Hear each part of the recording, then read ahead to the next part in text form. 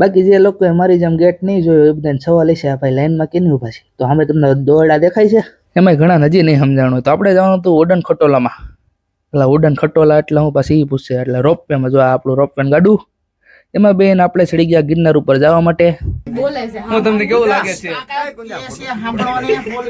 બોબડી બોલે છે. તો ભાઈ આ કાકાની એન્ડ્રો અંદર અમારે બીક બહુ લાગતી હતી કે નિશાનો આવ્યા જાય. કાકા કઈ માનતી લઈ લીધી.